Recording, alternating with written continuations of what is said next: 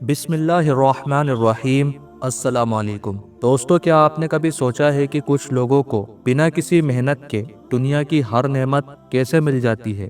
ایسے لوگ جو نہ صرف امیر ہیں بلکہ انہیں شہرت، عزت اور برکت بھی حاصل ہوتی ہے۔ کیا یہ سب صرف ایک قسمت کا کھیل ہے یا اس کے پیچھے اللہ کی کوئی خاص حکمت اور نظام چھپا ہے؟ آج ہم آپ کو قرآن اور حدیث کی روشنی میں ایک ایسے راز سے واقف کرانے جا رہے ہیں جو شاید آپ نے کبھی پہلے نہ سنا ہو۔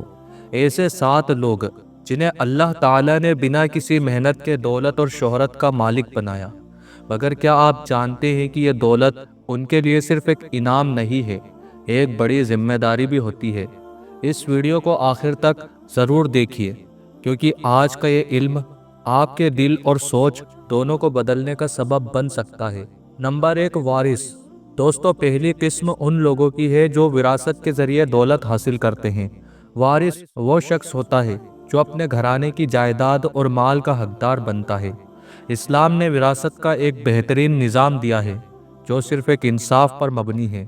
قرآن کریم کے سورہ النساء میں فرمایا گیا، مرد اور عورت دونوں کے لیے ان کے ماں باپ اور قریبی رشتہ داروں کے چھوڑے ہوئے مال میں ایک حصہ ہے، لیکن وارث کا فرض ہے کہ وہ اس دولت کا استعمال اللہ کی رضا کے مطابق کرے۔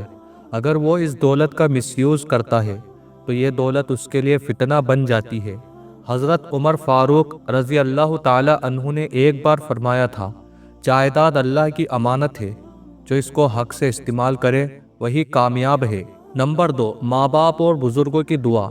دوسری قسم کے لوگ وہ ہوتے ہیں جنہوں نے دنیا میں کچھ نہیں کیا ہوتا، لیکن ان کے ماں باپ، دادا دادی یا کسی بزرگ کی دعاؤں کی برکت سے اللہ تعالیٰ انہیں دولت اور برکت عطا کرتا ہے۔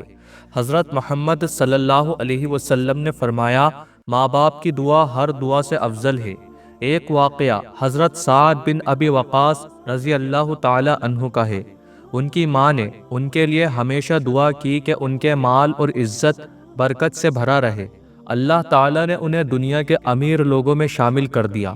ایسے لوگوں کو یہ سمجھنا چاہیے کہ انہیں ملی ہوئی دولت صرف ان کی نہیں ہے، بلکہ وہ ایک امتحان ہے۔ نمبر 3، اللہ کی راہ میں خرچ کرنے والے۔ جو لوگ اللہ کی راہ میں خرچ کرتے ہیں، اللہ تعالیٰ انہیں دنیا اور آخرت میں بے پناہ نوازتا ہے۔ قرآن کریم میں فرمایا گیا کہ جو اللہ کے راستے میں خرچ کرتا ہے، اللہ تعالیٰ اس کا مال بڑھاتا ہے۔ ایک واقعہ حضرت عثمان غنی رضی اللہ تعالیٰ عنہ کا ہے جو اس بات کا ثبوت ہے۔ انہوں نے اپنی پوری جائیداد اللہ کی راہ میں دے دی اور اللہ تعالیٰ نے انہیں بے پناہ دولت اور عزت سے نوازا۔ آج تک ان کا نام عزت کے ساتھ لیا جاتا ہے۔ نمبر 4، قسمت کے دھنی لوگ۔ چوتھی قسم کے لوگ وہ ہوتے ہیں جو صرف اپنی قسمت کی وجہ سے دولت مند ہوتے ہیں، لیکن اسلام کے مطابق قسمت صرف اللہ کے فیصلے کا دوسرا نام ہے۔ اللہ تعالیٰ اپنے کچھ بندوں کو دنیا کی دولت کے ذریعے آزماتا ہے۔ حضرت علی رضی اللہ تعالی عنہ نے فرمایا، اللہ جسے چاہتا ہے اس کی قسمت میں دولت ڈال دیتا ہے، لیکن دولت ہمیشہ ایمان کے ساتھ چلنی چاہیے۔ ایسے لوگوں کو یہ سمجھنا چاہیے کہ دولت ایک ذریعہ ہے، نہ کہ منزل۔ اگر وہ اس کو صرف اپنی عیش و آرام کے لیے استعمال کریں گے تو یہ دولت ان کے لیے عذاب بن سکتی ہے۔ نمبر 5، قربانی دینے والے۔ پانچویں قسم کے لوگ وہ ہیں جو اللہ کے راستے میں قربانی دیتے ہیں۔ اللہ تعالیٰ انہیں دنیا اور آخرت میں عزت اور دولت سے نوازتا ہے۔ حضرت ابراہیم علیہ السلام کا واقعہ اس بات کا سب سے بہترین اور سب سے بڑی مثال ہے۔ جب اللہ تعالیٰ نے انہیں اپنے بیٹے کی قربانی کا حکم دیا تو انہوں نے بنا کسی ہچکچاہٹ کے اس حکم کو منظور کیا۔ اللہ تعالیٰ نے انہیں دنیا کی ہر برکت سے نوازا۔ نمبر 6، تقوی اور ایمان والے۔ چھٹی قسم کے لوگ وہ ہوتے ہیں جو اپنی زندگی کو تقوی اور ایمانداری کے ساتھ گزارتے ہیں۔ اللہ قرآن میں فرماتا ہے، جو اللہ کا تقوی اختیار کرے، اللہ اس کے لیے نکلنے کا راستہ آسان بناتا ہے اور اس کو وہاں سے رزق دیتا ہے جہاں سے اس نے سوچا بھی نہیں ہوگا۔ تقوی اور ایمانداری ایک ایسی دولت ہے جو دنیا اور آخرت دونوں میں کام آتی ہے۔ ایسے لوگ بنا مانگے ہی اللہ کے انعام سے نوازے جاتے ہیں۔ نمبر 7، صابر اور شکور، یعنی کہ صبر کرنے والے اور شکر گزار کرنے والے۔ دوستو، آخری قسم کے لوگ وہ ہوتے ہیں جو ہر حالت میں صبر اور شکر کا دامن نہیں چھوڑتے۔ حضرت ایوب علیہ السلام کا واقعہ اس بات کی مثال ہے۔ اللہ تعالیٰ نے انہیں ان کے صبر اور شکر کے سبب دنیا کی ہر نعمت سے نوازا۔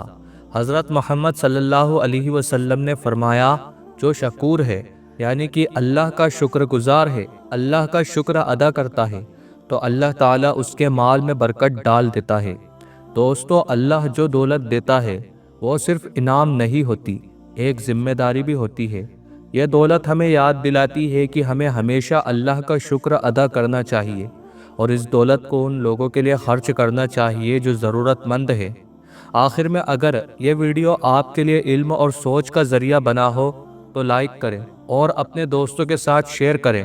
اپنی رائے کمنٹ میں ضرور بتائیں، اور اگر آپ نئے ہیں تو چینل کو سبسکرائب کرنا نہ بھولیں۔ اللہ تعالیٰ آپ کا اور ہمارا حامی اور مددگار ہو، آمین۔